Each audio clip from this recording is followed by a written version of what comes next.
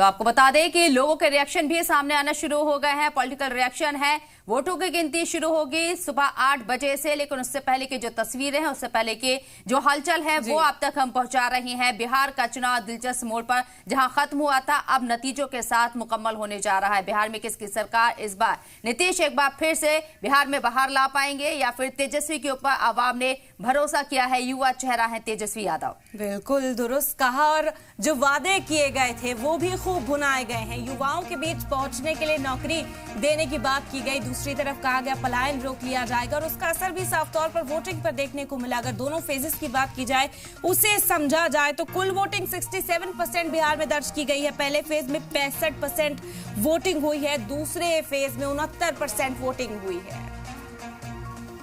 देखिए तेजू बाबा कितना प्यार से बंसुरी बजा रहे हैं एग्जिट पोल के बाद। कितनी प्यारी बांसुरी बजा रहे हैं एनडीए की जीत के लिए। तो ऐसे तमाम लोग हैं, कुछ मानसिक रूप से विक्षिप्त हो गए हैं, कुछ चैन से बांसुरी बजा रहे हैं। तो ये सब चलते रहेगा, लेकिन बिहार जंगल राज में वापस नहीं जाने वाला है और बहुत मजबूती से आगे बढ़ेगा। बिहार की जनता को एडवांस में बहुत बहुत बधाई।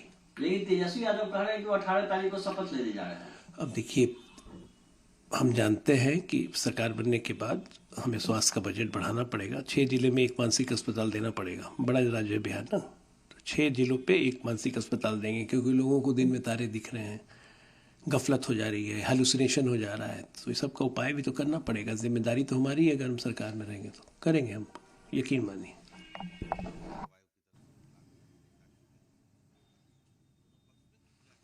कुछ ही घंटे में काउंटिंग का दौर शुरू हो जाएगा, और जिस दिन का इंतजार था यानी 14 नवंबर का परिणाम भी आने लगेंगे, ट्रेंड्स भी आने लगेंगे। क्या लगता है? एक अद्भुत उत्साह है, उमंग है, सकारात्मकता है, विश्वास है। मुझे लगता है कि पिछले 20 वर्षों का सुशासन है, उसका परिणाम आने वाला है।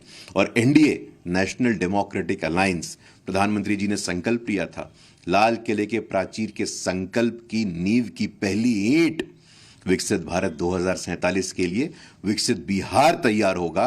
और विकसित बिहार की उद्घोषणा है, यह अनाउंसमेंट है, यह उद्घोषणा है बिहारियों की तरफ से। मोदी जी को एक उपहार दे रहे हैं। मोदी जी जितना बिहार की चिंता करते हैं, मोदी जी जितना बिहार के लिए संवेदनशील रहते हैं, बिहार के बारे में सोचते हैं, तो बिहारियों की तरफ से मोदी जी को विकसित भारत का भेंट आज मिलने वाला है। हम लोग भी इंतजार कर रहे हैं, लेकिन कुछ ही पल में वो स्पष्ट हो जाएगा और 2/3 के ऐतिहासिक बहुमत के साथ एनडीए सरकार बनाएगा। नहीं, लेकिन आप 2/3 का दावा कर रहे हैं गुरु प्रकाश जी, दूसरी तरफ तेजस्वी यादव भी तो कह रहे हैं कि हम 18 नवंबर को शपथ लेने जा रहे हैं। मुझे लगता है कि अपने पार्टी के अध्यक्ष के रूप में शपथ लेंगे। मुझे तो संदेह होता है कि वो नेता विपक्ष के लिए पर्याप्त संख्या जुटा पाएंगे कि नहीं जुटा पाएंगे। देखिए, तेजस्वी यादव मतलब क्या, राष्ट्रीय जनता दल मतलब क्या? राष्ट्रीय जनता दल मतलब कुशासन, करप्शन, नरसंहार, अपहरण, फिरौती, डकैती। ये कुशासन भूल करके भी, वो जंगल राज भूल करके भी बिहार में वापस नहीं आने वाला है। तेजस्वी यादव, राष्ट्रीय जनता दल, राहुल गांधी जी और तमाम इंडी गठबंधन के दल अपना बोरिया बिस्तर पैक करे और निकल जाए। कोई थाईलैंड निकल जाए, कोई लंदन निकल जाए, कोई मस्कट निकल जाए, तो घूमने फिरने चले जाइए, आप लोग छुट्टी मनाइए। अब बिहार ने अपना सेवा करने का आदेश भारतीय जनता पार्टी, एनडीए, नरेंद्र मोदी जी और नीतीश जी को देने का मन बना लिया है। तो बीजेपी लीडरान के जरिए ये पूरा कॉन्फिडेंस दिखाया जा रहा है। हालांकि क्या बीजेपी का ये बड़बोलापन होगा या फिर महागठबंधन की सरकार बनेगी, बीजेपी की सरकार बनेगी यानी एनडीए की सरकार बनेगी, थोड़ा इंतजार करना होगा। लेकिन बीजेपी अपनी जीत को लेकर पूरी तरीके से पुरस्मात है, वो यकीन है और ये बड़े बड़े दावे किए जा रहे हैं। विपक्ष को घेरने के लिए यहाँ तंज भी कसा जा रहा है और कहीं ना कहीं बताने की कोशिश हो रही है कि विपक्ष कमजोर है। जो एग्जिट पोल सामने आया है उसके मुताबिक एनडीए की सरकार बन रही है, बम्पर वोटिंग हुई है, नीतीश कुमार के हक में बढ़ चढ़कर वोटिंग हुई और बीजेपी ने एक बार फिर से अपनी ये कहें कि खोई हुई जमीन या ये कहें कि पहले से और ज्यादा अपनी हालत को मजबूत किया है, ये बताने की कोशिश। लेकिन नतीजों का इंतजार रहेगा, उसके बाद ये तय हो पाएगा कि बिहार में किसकी सरकार बनने जा रही है। बिल्कुल दुरुस्त कहा आपने, और बार बार हम जिक्र कर रहे हैं कि एग्जैक्ट पोल जिसे कहा जा रहा है उसे एग्जैक्ट पोल नहीं मान रहा विपक्ष। तेजस्वी यादव तो तैयारी कर रहे हैं, एक तरफ बीजेपी में देख रहे हैं कि मिठाइयां बन रही हैं, और हमारे नुमाइंदा रजनीश इस वक्त ज्यादा जानकारी साझा करें, उनका रुख कर लेते हैं।